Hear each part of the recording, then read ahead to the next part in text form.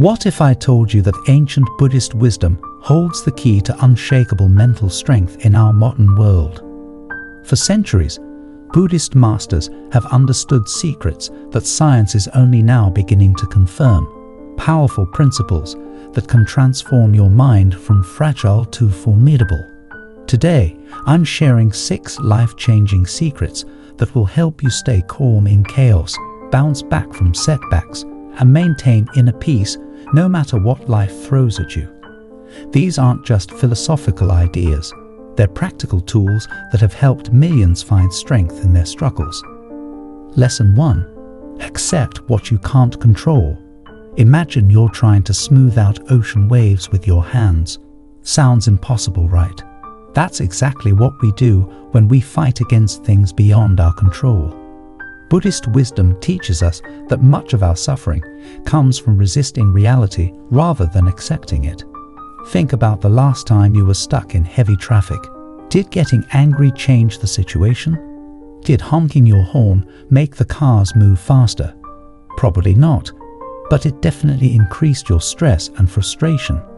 This is where the Buddhist concept of acceptance becomes your superpower. Accepting what you can't control doesn't mean giving up or being passive.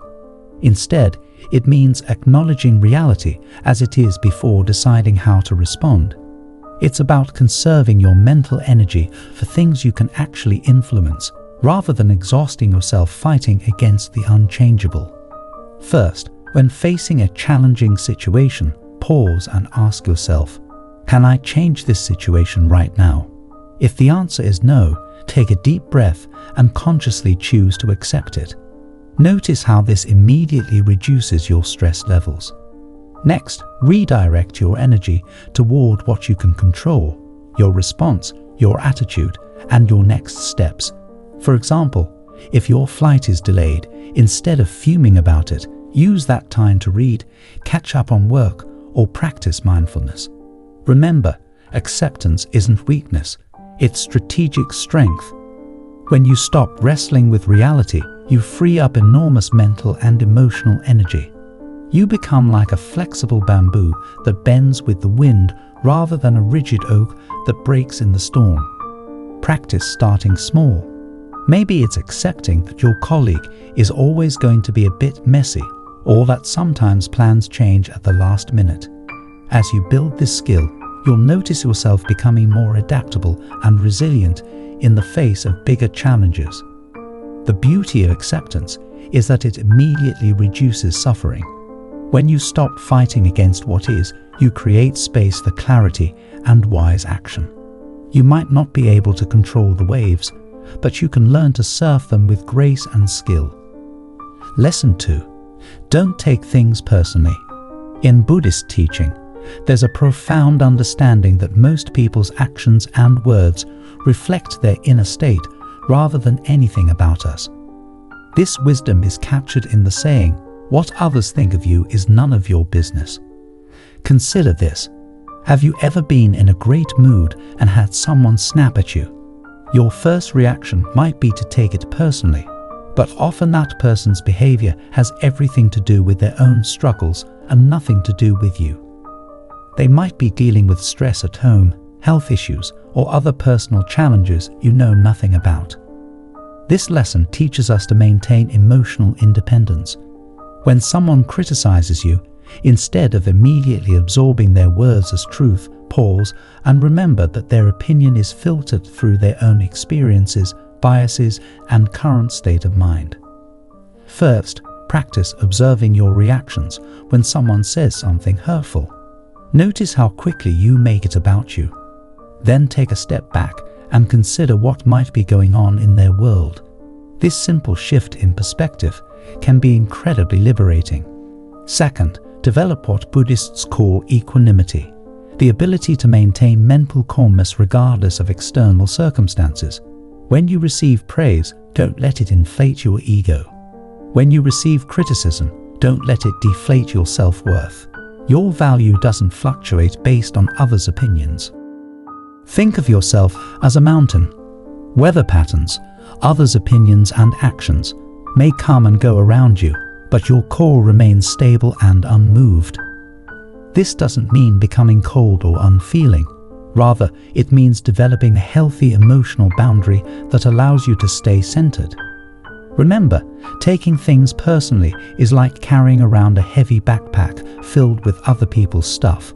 When you learn to let go of this burden, you'll feel lighter, freer, and more capable of focusing on what truly matters to you. Lesson 3. Wake up early. The Buddhist practice of rising early isn't just about setting an alarm clock. It's about aligning yourself with nature's rhythms and setting a powerful intention for your day. In Buddhist monasteries, monks and nuns rise before dawn, using these quiet hours for meditation and self-development. But why is waking up early so powerful for mental strength? It's about more than just getting a head start on your to-do list.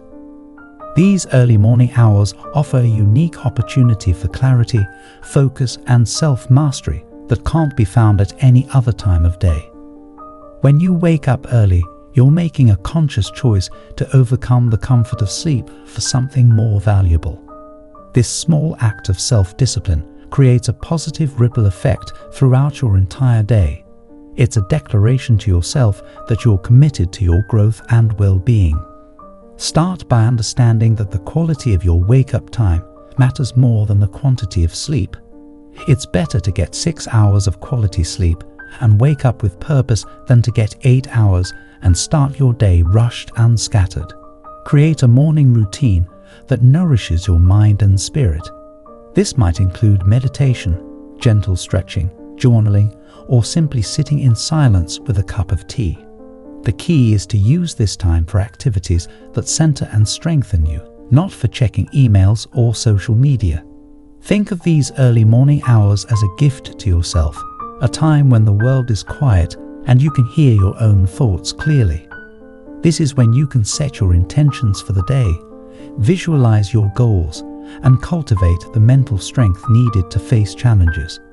Remember, this practice isn't about punishment or deprivation. It's about creating space for growth and self-discovery. Start gradually, perhaps just 15 minutes earlier than usual, and notice how this small change affects your mental state throughout the day. Lesson 4. Learn from failures. In Buddhist philosophy, there's no such thing as failure, only opportunities for learning and growth. This perspective completely transforms how we experience setbacks and disappointments. Instead of seeing failure as something to fear or avoid, we can view it as a valuable teacher on our path to mental strength. Think about a time when you failed at something important to you. How much of your suffering came from the actual event, and how much came from your judgment about it? Buddhist wisdom teaches us that our greatest growth often comes from our most challenging experiences. The key is to approach failure with curiosity rather than judgment. When something doesn't go as planned, instead of asking, "Why did this happen to me?" ask, "What can I learn from this?"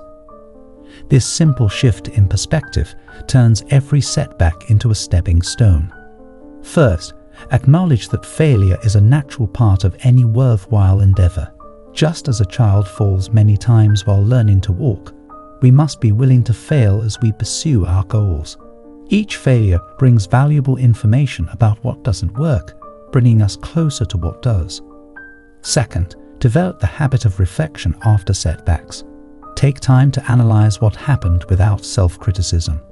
What were the contributing factors? What assumptions did you make? What could you do differently next time? This analytical approach helps remove the emotional sting from failure and turns it into useful data. Remember that some of history's greatest achievements came after numerous failures. Thomas Edison famously said he hadn't failed 10,000 times when inventing the light bulb. He had successfully found 10,000 ways that wouldn't work. This is the mindset of growth and resilience. Practice sharing your failures with others. This not only helps remove the shame often associated with failure, but also allows others to learn from your experiences. In doing so, you transform your personal setbacks into collective wisdom. Lesson 5. Keep promises to yourself. In Buddhist teachings, integrity isn't just about being honest with others. It's about being honest with yourself. Every time you make and keep a promise to yourself, you build trust in your own capability and strengthen your mental foundation. Think about how you feel when someone breaks a promise to you. Now consider how often you might do this to yourself, promising to exercise, meditate, or work on a personal project, only to let yourself down. Each broken promise erodes your self-trust and weakens your mental strength.